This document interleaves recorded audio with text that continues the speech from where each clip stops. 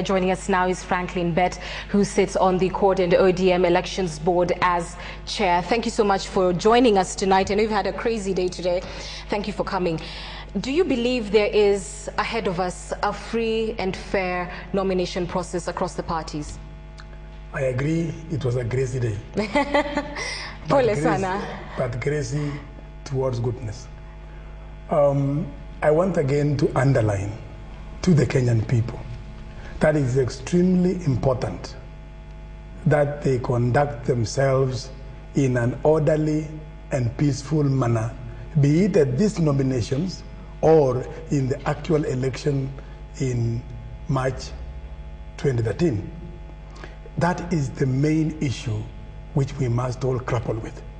Security is definitely a huge concern, but yes, you know what some pundits say? They say parties are partly to blame for the lack of real preparedness on the security front because of how long it took to get an Inspector General in place ahead of this election. Do you agree? Are parties to blame? Yes, I do agree.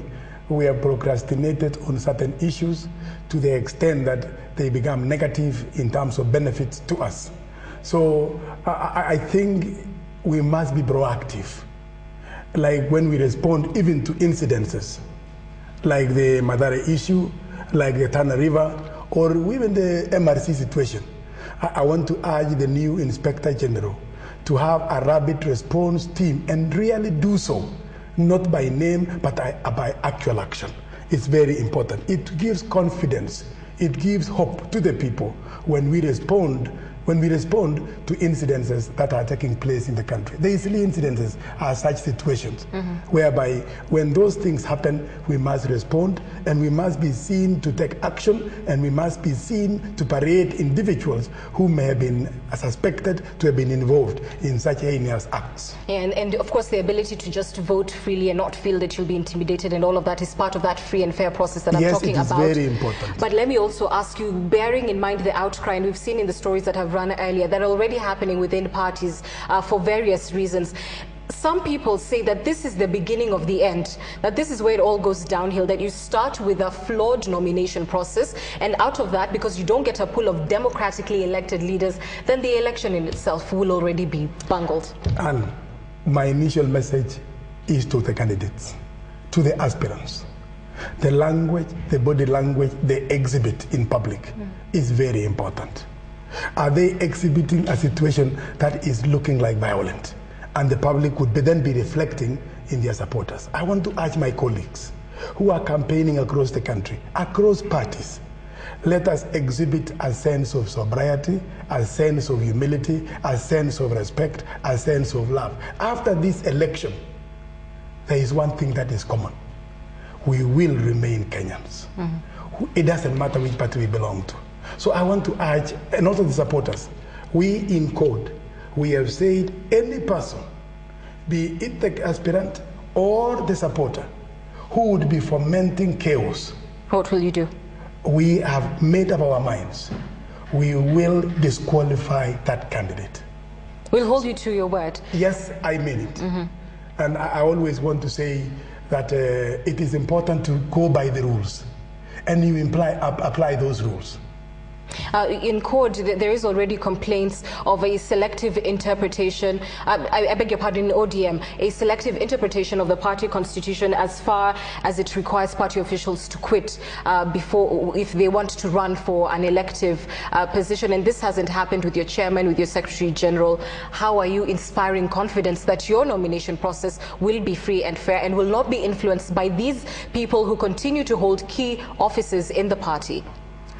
The ODM constitution saves the national officials from that requirement to resign. That's the selective interpretation that we're talking about. But that is the rule. That is the rule. It's already written there. It's not being introduced now. It is in our constitution. Like it's in cabinet. When cabinet collapses tomorrow, all the ministers will be in place until the elections are held. So we also, on our part as ODM, are holding our national officials, the chairman, the secretary general, but not branch officials. We require them all to resign their positions before the nomination. So let us separate the two. Our national officials are saved from from resignation, because you still have to have somebody signing some checks for us to be able to operate as a party.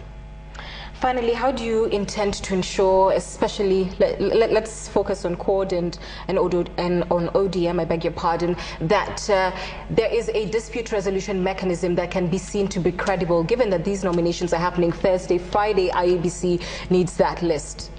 One, I have told you the most important thing is the behavior of the aspirants and the behavior of the supporters. So barring angels taking part in your process, what are you going to do? So, and we have in place a mechanism for dispute resolution, beginning from the county level and to the national level.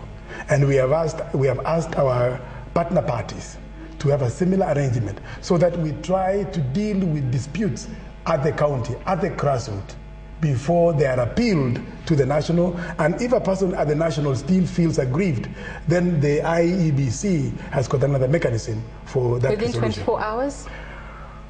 I think the resolutions are going beyond that.